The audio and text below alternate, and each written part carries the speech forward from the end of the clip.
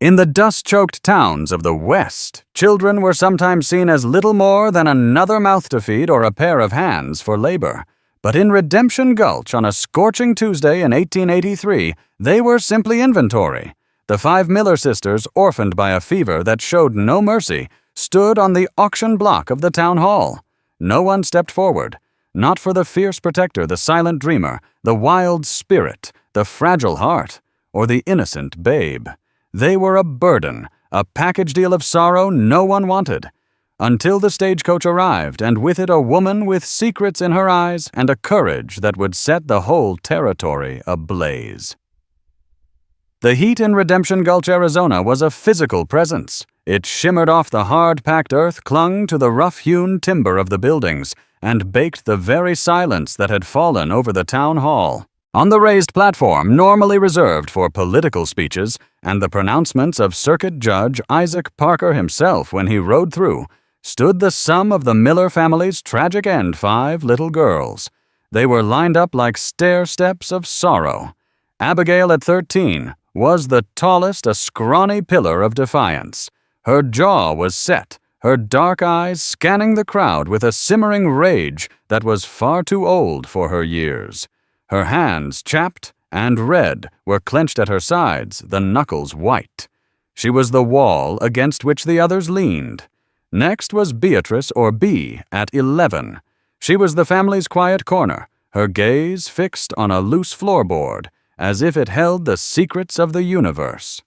Her light brown hair was a curtain she wished she could draw across her face. While Abigail's grief was a fire, Bee's was a deep, cold well. She held the hand of Clara, aged 9, and the contrast was stark. Clara was all nervous energy and flashing eyes, a captured lightning bug in a jar. She didn't look at the crowd. She looked for escape routes. Her bare feet shuffled, kicking up little puffs of dust on the stage. She was the wild one, the one who'd rather be chasing horny toads in the chaparral than standing here being appraised like livestock. Beside her, 7-year-old Delia trembled. She was the family's fragile bloom, her skin unnaturally pale, a testament to the same lung fever that had taken her parents, but had decided only to torment her.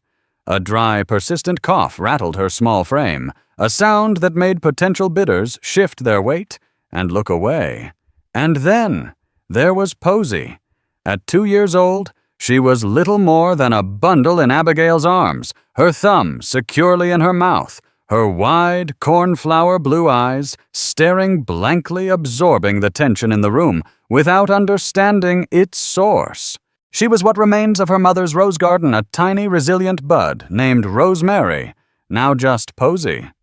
The auctioneer, a portly man named Jedediah Kane, whose waistcoat buttons strained under the pressure of his ambition, wiped a film of sweat from his brow with a grimy handkerchief.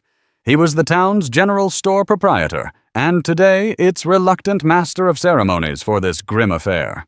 "All right, folks, let's settle down," he began, his voice attempting a hearty boom that came out as a strained croak. "We're all neighbors here. We all knew John and Mary Miller, God-fearing, hard-working folks, struck down in their prime by the fever the Lord works in mysterious ways." He gestured vaguely at the heavens before getting down to the true business of the day. And they left. They left behind their assets. His eyes swept over the girls, and for a moment, the mercantile gleam was replaced by a flicker of something akin to pity. It vanished as quickly as it came. Now the bank has settled the debts against their quarter section. The land's been sold off to Mr. Blackwood's Circle B ranch, the wagon, the tools, all accounted for. What we have left is the family. The word hung in the air, grotesque and out of place. The good Reverend Abernathy has agreed we can't send 'em to some state facility 100 miles away. They're our own. We need to find 'em a Christian home, a place to earn their keep. He cleared his throat. A bid today ain't for purchase, you understand. It's a stipend, a gesture of goodwill to the family who takes 'em in to help with the cost of feedin' and clothin'. We'll start with the lot. All 5. A single home is what the Reverend wishes. Silence.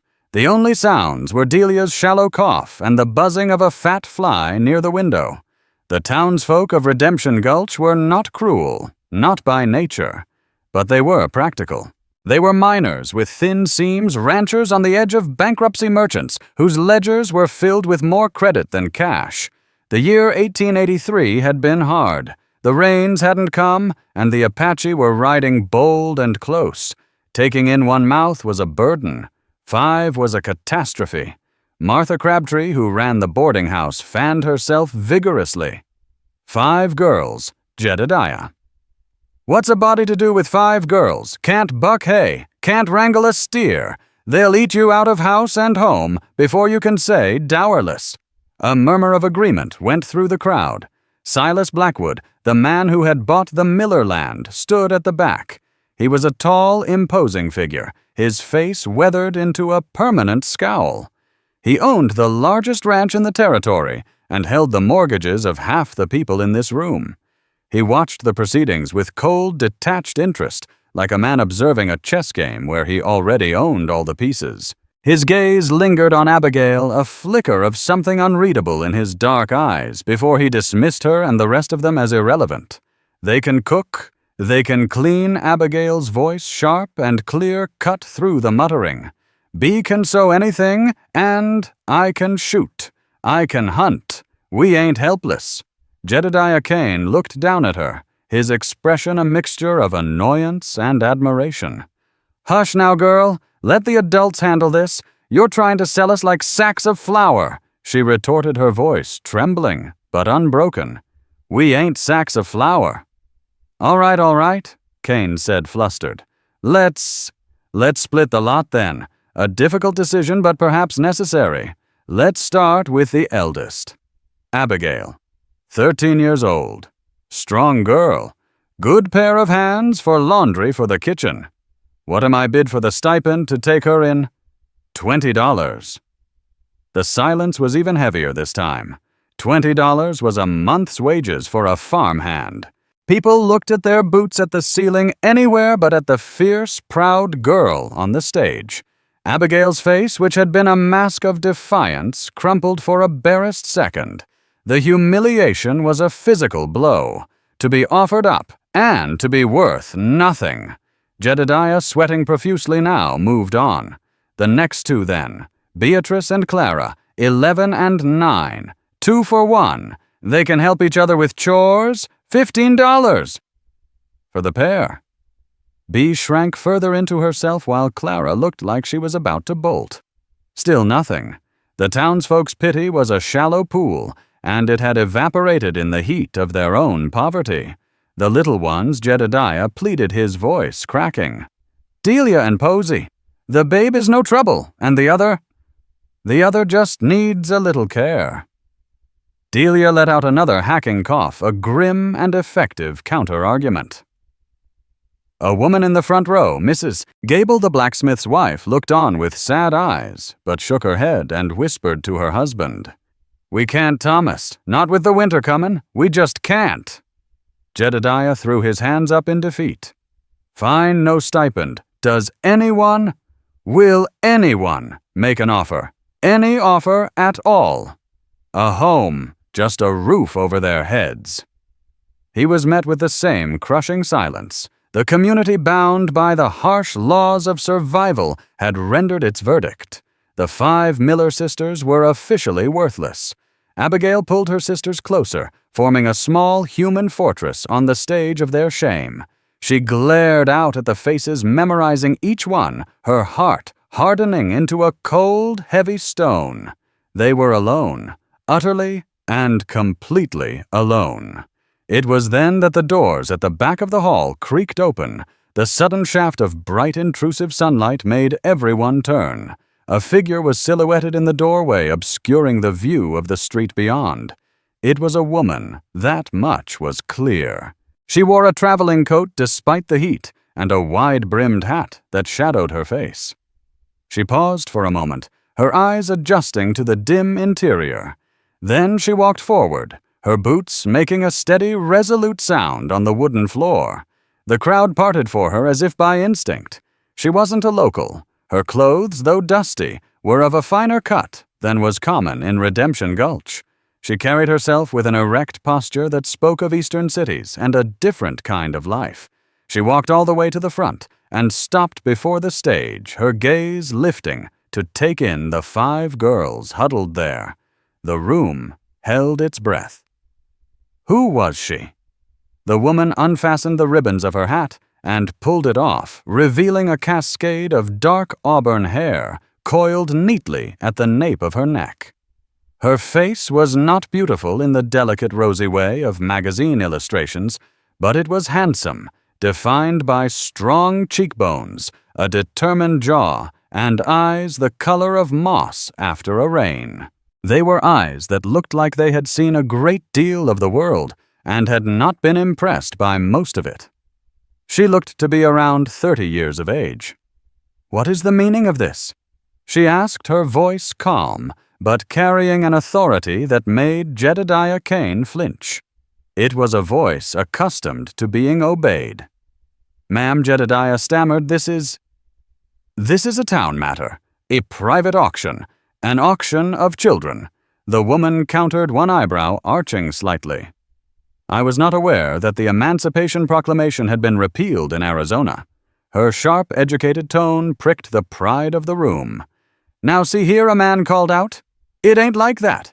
We're trying to find 'em a home, by putting a price on them and finding no takers."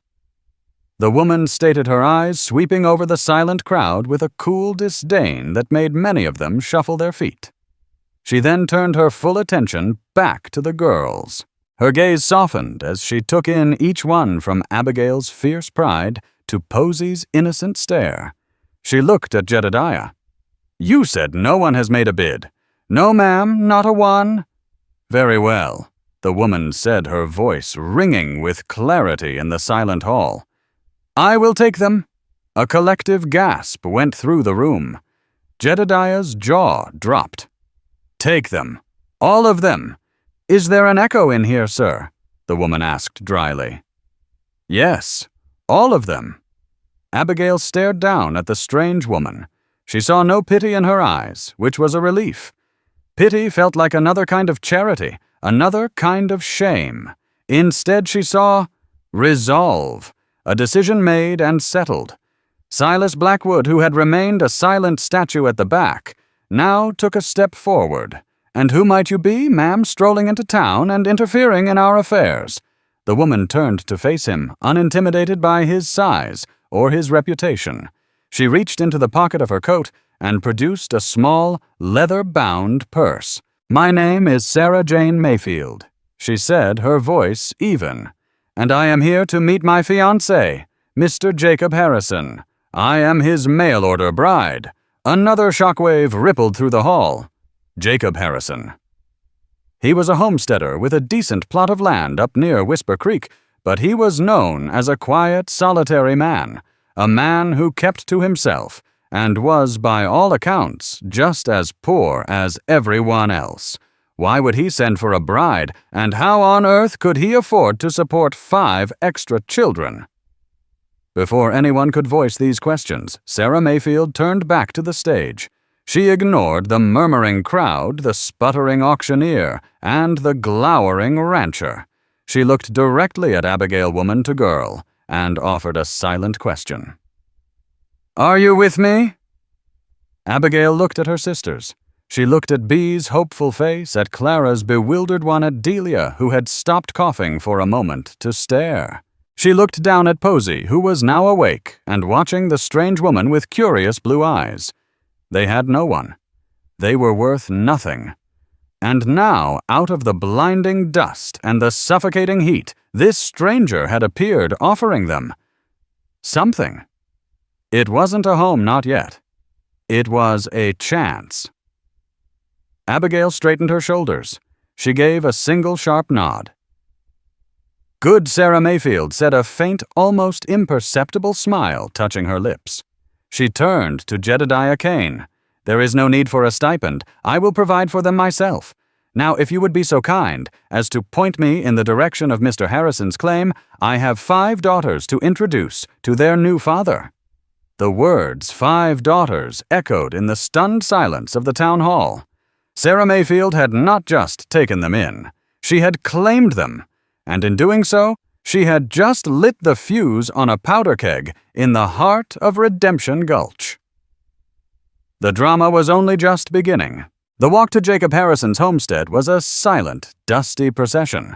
Sarah Mayfield led the way, her stride long and confident. Behind her, the Miller sisters trailed like a disorganized flock of ducklings, their meager belongings a single battered carpet bag, holding a change of clothes for each, and their mother's well-worn Bible, carried by a reluctant stable boy, hired by Sarah for 2 bits.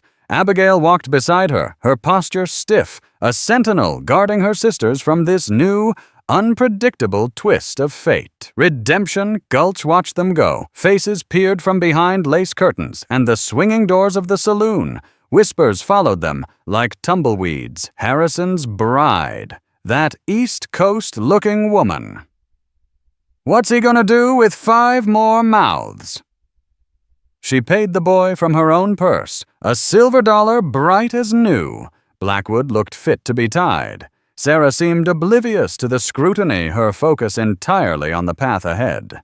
The homestead was 2 miles out of town, a journey that felt like 100 under the oppressive sun.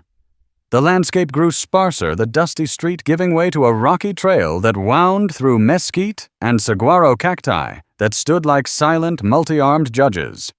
Delia's cough returned a dry, rasping sound that seemed to tear at the stillness of the desert. Without breaking her stride, Sarah unhooked a canteen from her belt and passed it back.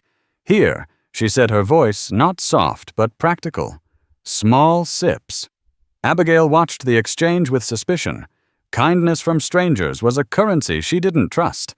It always came with a price. Finally, they crested a small rise and saw it. Harrison's claim. It wasn't much. A small, sturdy-looking cabin made of sod and rough-hewn pine, with a lean-to barn and a corral holding a single sway-backed mule. A patch of cleared land held rows of struggling corn, their leaves yellowed and curled from the relentless sun. A curl of smoke drifted from a stone chimney, the only sign of life. A man was standing by the corral mending a fence post. He was tall and lean, with sun-bleached brown hair and a beard that couldn't decide if it wanted to be full or scraggly. He wore work-worn denims and a weary expression. As he saw the approaching group, he straightened up slowly, his hammer held loosely in his hand. This was Jacob Harrison. His eyes, a pale, washed-out blue, took in the scene. He saw the woman in the traveling coat whose face he knew only from a small, sepia-toned photograph. Then his gaze moved past her, to the 5 girls trailing in her wake. His brow furrowed in confusion, then deepened into a frown of disbelief. "Sarah," he called out, his voice raspy from disuse. "Mr. Harrison." Sarah replied, her tone even as she came to a halt a few feet from him. "I trust my letter announcing my arrival reached you." "It did. I was expecting you on the noon stage." His eyes were still fixed on the children. Who are these young'uns?" Sarah Mayfield didn't waste time with pleasantries or gentle explanations. She faced him squarely. "There was an auction in town, Mr. Harrison, for orphans. These are the Miller sisters, Abigail, Beatrice, Clara, Delia, and Posey." She gestured to each in turn. "No one wanted them. I have taken them in." Jacob's face went blank with shock. The hammer slipped from his grasp and fell to the dirt with a dull thud. He stared at Sarah, then at the 5 sets of eyes staring back at him, then back at Sarah. He opened his mouth, but no words came out. "They will be living with us," Sarah continued as if stating the most obvious fact in the world. "They are our daughters now." Our daughters." Jacob finally stammered, finding his voice. It was a choked, incredulous whisper.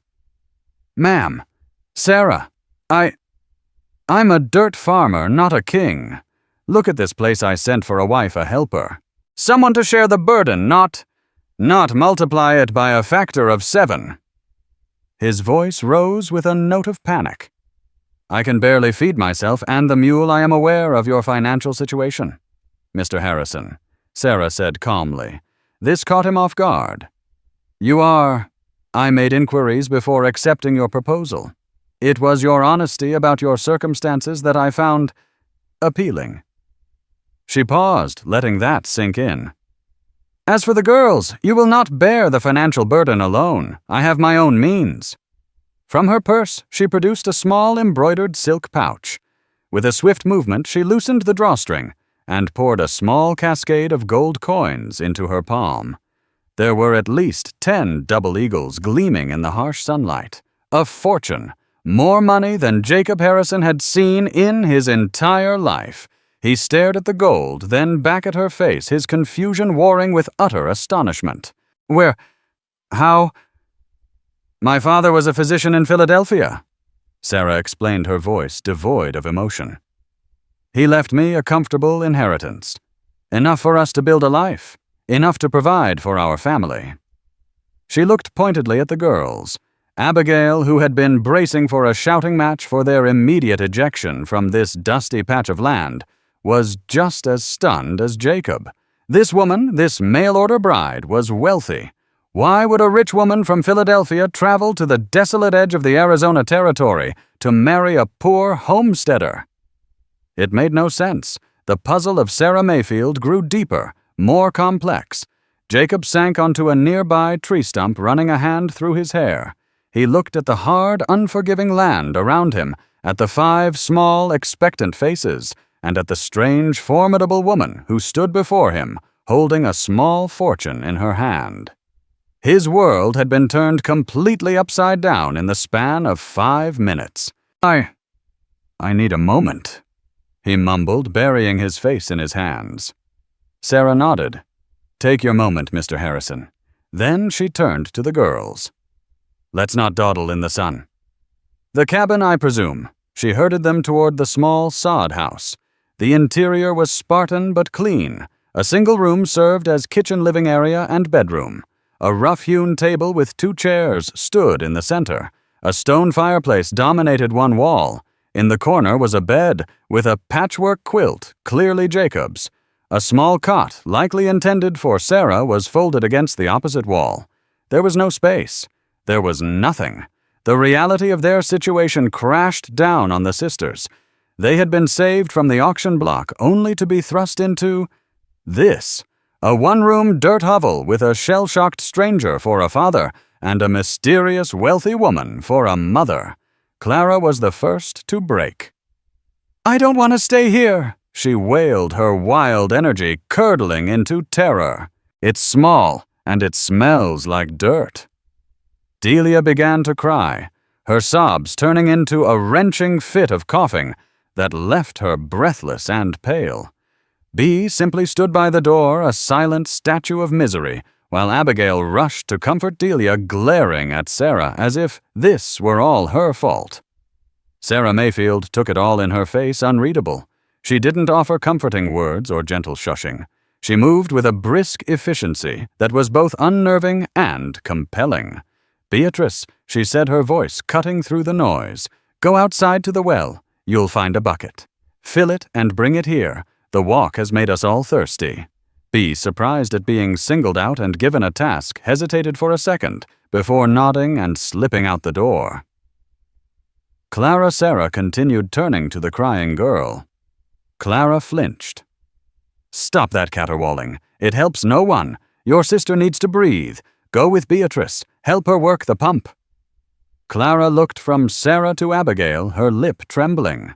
Abigail gave a slight nod, and Clara, sniffling, followed her sister out.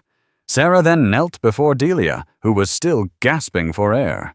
She felt the child's forehead, her touch surprisingly gentle. "Abigail, take Posy. Sit her at the table. Your mother's Bible. Is it in the bag?" Abigail, still suspicious, but desperate to help. Delia nodded mutely. "Take it out. Find a story." "Read to her," Sarah commanded. She then turned her attention back to Delia. "Breathe, child, slow and deep. In through your nose, out through your mouth. That's it. Copy me." Sarah began to breathe in a slow, exaggerated rhythm, and remarkably, Delia began to follow suit. Her ragged gasps slowly evened out into calmer breaths. Outside, Jacob Harrison had lifted his head. He watched as Bea and Clara, after a moment of struggle, managed to work the old hand pump together, their shared effort, creating a fragile unspoken truce. He heard Abigail's low, steady voice from inside the cabin, reading from the Psalms. He saw Sarah, a woman of means, from a world away, kneeling on the dirt floor of his home, calmly tending to a sick child she had met only an hour before. He had sent for a wife, hoping for a partner to ease his loneliness and his workload. He had prayed for help. He just never imagined help would arrive in the form of a riddle wrapped in an expensive traveling coat, bringing with her an instant chaotic and desperately needy family.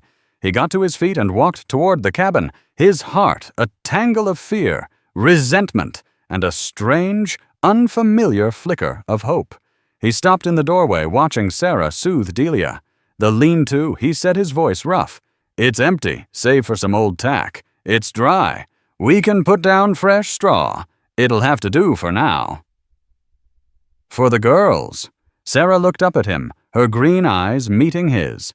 She saw the reluctance still there, but something else had joined it acceptance. A weary, grudging acceptance. "Thank you, Mr. Harrison," she said. Jacob, he corrected her quietly. "If we're to be family, you should call me Jacob." That night, as the coyotes howled in the distance, a new and fragile quiet settled over the Harrison homestead. In the lean-to, nestled in a mountain of fresh, sweet-smelling straw, 5 sisters huddled together. They were not in the town hall, not separated, not alone. But in the main cabin, Sarah Jane Mayfield lay awake on her cot long after Jacob's breathing had deepened into the sleep of the exhausted. She stared into the darkness, her hand resting on the small silk pouch of gold coins. The money was a comfort, but it was also a liability, a secret, and it was far from the only one she carried. She had run 1,000 miles from Philadelphia to escape her past, seeking anonymity in the vast, empty spaces of the West.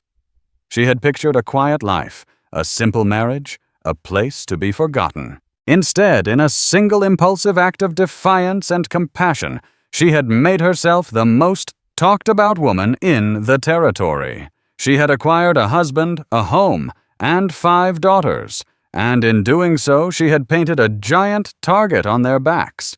For in the West, secrets like gold had a way of attracting predators, and a predator by the name of Silas Blackwood had already taken notice. The first few weeks were a delicate, exhausting dance of adjustment. The Harrison homestead, once a bastion of solitary quiet, was now a hive of disjointed activity. Sarah, with Jacob's grudging help, transformed the lean-to into a passable dormitory. With money from her purse, they bought lumber and canvas from Jedediah Kane's store, a transaction that set the town gossiping for days, and built 5 small cots. Sarah sewed curtains for the windowless opening, and for the first time since their parents' death, the Miller sisters had a space that was theirs. Sarah's days were a whirlwind of management. She established a routine with military precision. Abigail, whose anger was a shield, was put in charge of the cooking. Her simmering resentment was channeled into kneading bread and simmering stews, and she found a grudging respect for Sarah, who taught her how to make a sourdough starter last and how to render tallow for soap and candles. Be quiet and observant became Sarah's shadow. She had a knack for mending and sewing, and Sarah, recognizing the girl's intelligence, began teaching her numbers and letters in the evenings, using the Bible and an old farmer's almanac. Clara, the wild one, was tasked with the most difficult job of all, keeping 2-year-old Posey entertained and out of trouble. It was a chaotic, often frustrating pairing, but it gave Clara's restless energy a purpose. Delia remained the central point of concern. Her cough persisted, and she tired easily. Sarah treated her with a regimen of boiled broth horehound tea and enforced rest, applying knowledge that seemed to go beyond simple home remedies. She was firm, but unfailingly attentive, and slowly a fragile trust began to grow between the aloof woman and the sickly child. Jacob watched it all with a kind of bewildered detachment. He worked his fields from sunup to sundown, finding the noise and commotion of his own home overwhelming. He spoke little, eating his meals in a near feral silence. He had agreed to this arrangement, but he hadn't truly accepted it. The girls were Sarah's project. The land was his. The two rarely mixed. The tension came to a head one blistering afternoon when the well pump broke. The handle hung limp, the mechanism rusted and seized. It was their only source of water. "I'll have to ride to town," Jacob said, wiping sweat from his brow. "See if Thomas Gable can forge a new part. Might take a day or two." "We can't wait that long," Sarah stated, looking at the empty water barrels. "Delia needs fresh water for her teas, and the corn is dying." "Well, I can't spit in the well to fill it." Jacob snapped, his patience frayed thin by heat and worry. "There's a creek about a mile east of here, isn't there?" Sarah asked. "Whisper Creek, they call it." Jacob looked at her surprised. "Aye, but the banks are steep, and it's on Blackwood's land. He bought up the Miller place which borders it. He bought the land, not the water," Sarah countered. "Abigail, Beatrice, get the buckets. Clara, you watch the little ones. Jacob, we'll need the mule to carry the water back. We can't just go traipsing onto Silas Blackwood's property." Jacob protested, a note of real fear in his voice. "He's not a man to be trifled with. We are not trifling. We are surviving," Sarah said, her voice like flint. "Are you coming, or shall I take the mule myself?" Defeated by her iron will. Jacob sullenly loaded 2 large barrels onto the mule's back.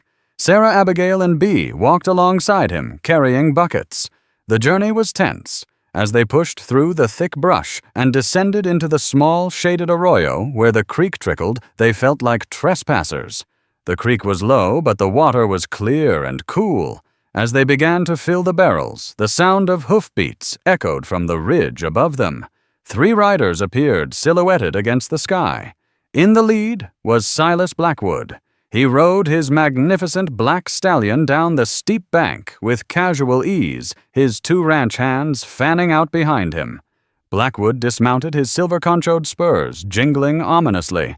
He was even more imposing up close, his face a mask of leathery indifference. Harrison Blackwood said, his voice a low rumble. He ignored the women and children completely. "This is my land. This is my water." Silas Jacob began trying to keep his voice steady. "My pump is broken. We just needed enough to get by for a day." "Theft is theft," Blackwood said simply. He took a step closer, his shadow falling over Jacob. "I bought the Miller claim fair and square. The water rights came with it. I suggest you turn that mule around and get off my property before I have my boys escort you off." It was then that Sarah stepped forward, placing herself between Jacob and the rancher. "Mr. Blackwood, my name is Sarah Mayfield. This is a temporary necessity, and we are harming nothing." Blackwood finally deigned to look at her. His eyes roamed over her cold and appraising. "Ah, yes, the charitable mail-order bride from Philadelphia. The talk of the town." He smirked. "You got more money than sense, ma'am. And you're new here. You don't understand how things work. What's mine is mine." Abigail, who had been standing frozen behind the mule, felt a hot surge of fury. This was the man who lived on their land, her father's land.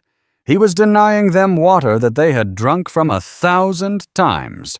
"It was our pa's land," she burst out, her voice high and tight. "You got no right."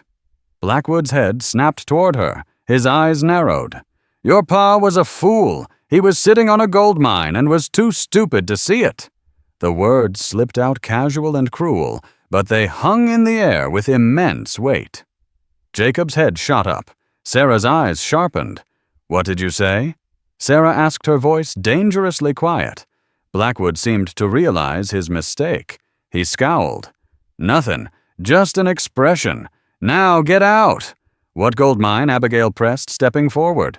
"What are you talking about?" Before Blackwood could answer, a different voice cut through the tension. "Silas, is there a problem here?" A man came striding through the trees. He was dressed not as a rancher, but in a tailored city suit, looking utterly out of place in the dusty arroyo. He was handsome, with dark hair and a clean-shaven, arrogant face. His eyes, however, were cold and reptilian. He stopped, and his gaze fell on Sarah. A slow, cruel smile spread across his face. It was a smile of pure, predatory recognition. Sarah's blood ran cold, her carefully constructed composure shattered. The color drained from her face, and her body went rigid with a terror that had nothing to do with Silas Blackwood or his hired guns. "Sarah," the man said, his voice smooth as poisoned honey. "Imagine my surprise. I've been looking for you for a very long time." Jacob and the girls stared in confusion as Sarah backed away, her eyes wide with fear. She looked like a cornered animal. Who are you?" Jacob stammered, looking between the stranger and his wife. The man chuckled a humorless sound. "Forgive my manners. My name is Corbin Thorne, and this woman," he said, pointing a finger at Sarah, "is not Sarah Jane Mayfield. That's the name of the poor girl whose identity she stole after she left her to die in a boarding house fire in St. Louis." He let the accusation hang in the air, a venomous cloud. "Her real name, Corbin Thorne, announced to the stunned audience, is Serafina Duval, and she is my wife. She ran away from me 6 months ago after stealing $50,000 of my money." He looked at Sarah, his eyes glinting with triumph. "It seems, my dear, your holiday in the wilderness is over. You're coming home." The world tilted on its axis. Sarah, or Serafina, was not just a wealthy woman, she was a thief. Not just a mail-order bride, but a runaway wife. Her carefully built sanctuary had just been breached by the very demon she had fled. Blackwood looked on, a slow, cunning smile spreading across his own face. The situation had just become infinitely more interesting and potentially much more profitable. He looked at the land, at the terrified woman, and at the mention of a gold mine, and the pieces began to click into place in his greedy mind. Abigail stared at the woman. She was just beginning to trust, her mind reeling. The gold coins, the sophisticated knowledge, the secrets, it was all a lie. They hadn't been rescued by a saint. They had been taken in by a fugitive, and her past had just caught up to them all, here in a dry creek bed on land that was once theirs, with the vultures circling overhead. The fragile home they had started to build was about to be torn apart. The air in the arroyo was thick with poison. Corbin Thorne's revelation had detonated in their midst, leaving behind a stunned, ringing silence. Jacob looked at the woman he had married, his face a canvas of betrayal and confusion. The girls huddled together, their fear a palpable thing. Abigail's mind raced, trying to fit the pieces together, the fire, the stolen name, the runaway wife. It was too much. "That's a lie," Sarah, or Serafina, whispered, her voice trembling, but finding a core of steel. "You are the liar. You are the monster." Corbin Thorne simply laughed.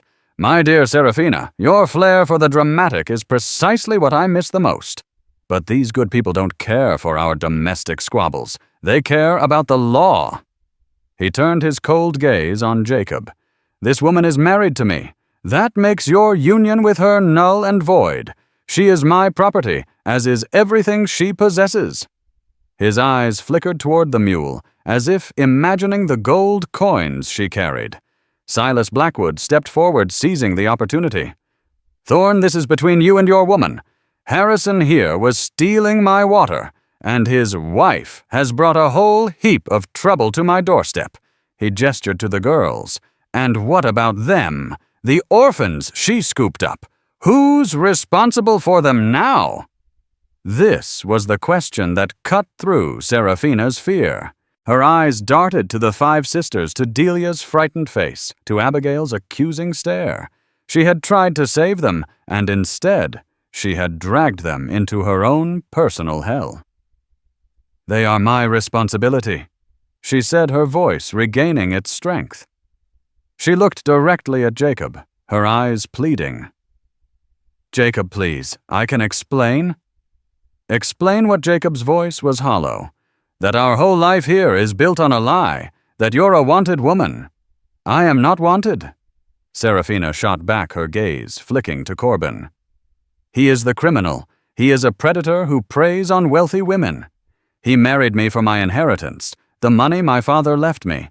When I discovered his schemes, his other wives who had ended up penniless or dead, I tried to leave. He locked me away. He tried to have me committed to an asylum." Her voice grew stronger with every word, the story tumbling out in a torrent of desperate truth. "The fire in St. Louis. He set it. He thought I perished in it. It was my only chance to escape. I took my money, and I ran. I became Sarah Mayfield because Serafina Duval was supposed to be dead." Corbin applauded slowly, a mocking rhythmic clap. "A fantastic tale. Truly, you always could spin a yarn. But who are they going to believe, a pillar of the St. Louis business community?" he said, puffing out his chest. "Or a hysterical woman who fakes her own death and steals identities?" It was a stalemate, a case of his word against hers, and in the world of 1883, the word of a man like Corbin Thorne held far more weight than that of a desperate woman. It was Abigail who broke the deadlock. Her mind had snagged on one detail, the one thing Blackwood had let slip. The gold mine, she said, her voice cutting through the adult drama. She looked straight at Silas Blackwood. "You said our pa was a fool, that he was sitting on a gold mine. What did you mean?" Blackwood's face darkened. "I misspoke, girl. There's no gold." "Liar." Abigail's voice was a whip crack. "You wanted our land for more than just grazing. That's why you were so quick to buy it. You knew something." A memory surfaced sharp and clear. Her father, John Miller, coming in late from the fields, his hands caked not just with dirt, but with a gritty reddish clay from the back canyon. He'd been digging somewhere secretive, telling her mother it was a new irrigation ditch, and her mother singing a little rhyme to Posy as she rocked her to sleep. "Follow the sun to the sleeping man's frown, where the deep-rooted cypress grows upside down. Look for the tears that the mountain has cried. That's where my John has a secret to hide." It had meant nothing at the time. A silly nursery rhyme. But now... The sleeping man, Abigail whispered, her eyes widening. She looked toward the ridges that bordered their old property. There was a rock formation there, one that from the right angle looked like a man's face lying on his side, his brow furrowed in a frown. The cypress tree. She remembered an old, gnarled cypress whose roots, exposed by a landslide years ago, clawed at the air like an inverted tree. And the tears, a tiny hidden spring that wept down the rock face. Blackwood saw the recognition in her eyes, and his composure broke. "That's enough of this foolishness." He motioned to his men. "Get them off my land, all of them." But Jacob Harrison finally moved. He stepped forward, planting his feet, no longer a passive observer. He looked at Serafina's desperate face, at Abigail's sudden fierce understanding, and at the combined greed radiating from Blackwood and Thorne. He was a simple man, but he knew evil when he saw it. And he knew that whatever lies this woman had told, the truth of her terror was real. "No, Jacob," said his voice, quiet but firm. He picked up the heavy stick he used as a walking staff. "This ain't over." Corbin Thorne sneered. "Are you going to challenge us, farmer, with a stick?" Suddenly, from behind them, another voice rang out. "He's not alone." From the trees emerged the town blacksmith, Thomas Gable, holding a massive hammer. Beside him were two miners, their faces grim and their hands holding pickaxe handles. And behind them, the Reverend Abernathy, looking more resolute than he ever had in the pulpit. Bee, it turned out, was more than just a quiet shadow. When the confrontation had started, she had seen the pure malice in the faces of Blackwood and Thorne. While everyone was focused on the drama, she had slipped away, her small feet making no sound on the pine needles, and run the entire mile back to the homestead. She'd sent Clara, the fastest runner among them, sprinting toward town, gasping out a story of trouble on Blackwood's land. Clara hadn't just brought help, she had brought an audience. The whole town was on the ridge, watching. Blackwood was trapped. His authority came from the town's fear and dependence, but public opinion was a fickle thing. To be seen threatening a woman, 5 orphans, and a struggling farmer, it was not a good look. "This is my land," Blackwood bellowed, his authority crumbling. "You are all trespassing." "Then let's settle this," Abigail declared, pointing at the ridge. "That rock formation, the Sleeping Man. I bet the entrance is there. Pa's irrigation ditch." Without waiting for a response, she scrambled up the rocky bank, her sisters right behind her. Seraphina, seeing her chance, followed her fancy boots slipping on the loose shale. Jacob, holding his staff like a weapon, moved to cover their retreat. Corbin Thorne, seeing his $50,000 scrambling up a hill, started after them. "Seraphina, you're not getting away." The scene devolved into a chaotic scramble up the hillside. Blackwood, seeing his secret about to be exposed, yelled at his men to stop them, but the presence of the blacksmith and the miners gave them pause. Abigail led the way, her heart pounding. The nursery rhyme was their map. They found the Sleeping Man's frown, a deep crevice in the rock. They found the gnarled, upside-down cypress. And behind a curtain of vines weeping with moisture from the hidden spring, they found it a narrow opening shored up with rotting timbers, the entrance to a small, hand-dug mine shaft. The air that wafted out was cool and earthy, and inside, gleaming in a stray beam of sunlight that pierced the opening, was a thick vein of quartz shot through with the unmistakable brilliant yellow of gold. John Miller hadn't been a fool. He had been careful. He had found a fortune, and had been working at secretly planning, no doubt, to secure his family's future before making it public. A future Silas Blackwood had stolen from them. A collective gasp went up from the townsfolk on the ridge who had followed. The secret was out. Blackwood let out a roar of pure rage. The land might be his, but a registered gold claim was a different matter. If the daughters of the man who discovered it were alive to stake that claim, his ownership would be tied up in legal battles for years, battles he would likely lose. His only path now was violence. He drew his pistol. "That gold is mine." At the same moment, Corbin Thorne finally caught up to Seraphina at the mouth of the mine. He grabbed her arm, his fingers biting into her flesh. "You're coming with me, you conniving witch!"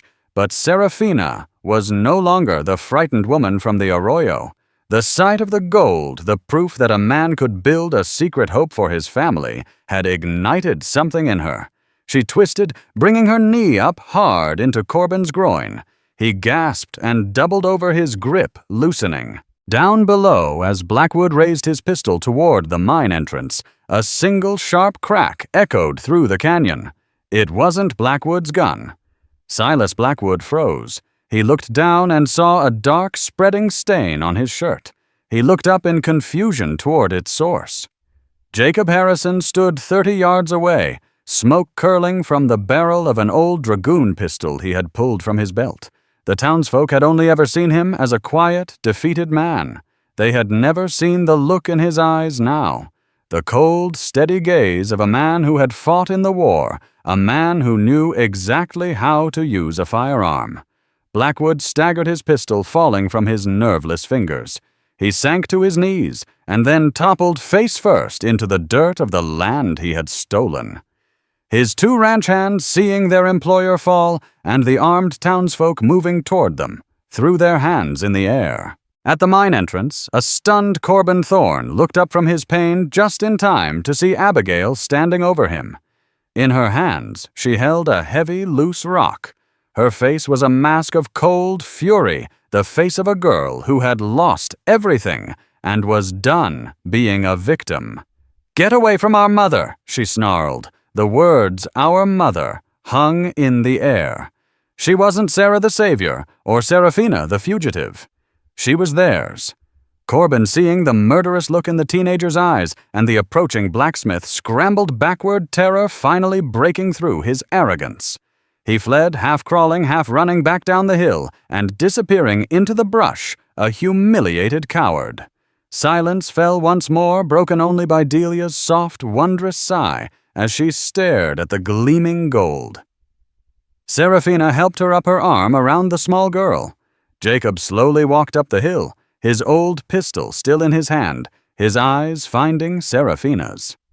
There were still lies between them. Her name was not Sarah. Her past was a tangle of danger and deceit. But here, at the mouth of a hidden gold mine, surrounded by 5 weary but triumphant girls and a town that had finally chosen a side, something new and true was being forged. They had faced down the wolves. They had unearthed a secret hope. And as Seraphina looked at the 5 sisters who had claimed her as their own, and at the quiet farmer who had killed to protect them, she knew that she was at long last truly home. The reckoning was over. But the building of a real life, a real family had just begun. And so the story of Seraphina and her 5 daughters was etched into the history of Redemption Gulch. The gold from the miller's secret mine was enough to secure their future, to transform the dusty homestead into a thriving ranch, and to give Delia the medical care she needed in the clean air of the mountains. Corbin Thorne was never seen in Arizona again, and the name Silas Blackwood became a cautionary tale whispered to greedy men. The family they built wasn't perfect. It was a messy, complicated, and sometimes chaotic tapestry woven from lies, courage, and a stubborn refusal to be broken. A runaway wife, a quiet farmer, and 5 orphan girls bound together, not by blood, but by the shared fire of their survival. They proved that a family isn't something you're born into, but something you build, something you fight for, and sometimes something you kill for. Their legacy wasn't the gold in the ground, but the fierce, unwavering love they forged in the heart of the unforgiving West. If this story of courage and unlikely family resonated with you, please hit that like button to let us know. Share it with someone who loves a tale of true Western grit. And most importantly, subscribe to our channel for more stories of the forgotten heroes and hidden dramas of the Wild West. We've got a lot more trails to explore together. Click that subscribe button, and we'll see you at the next campfire.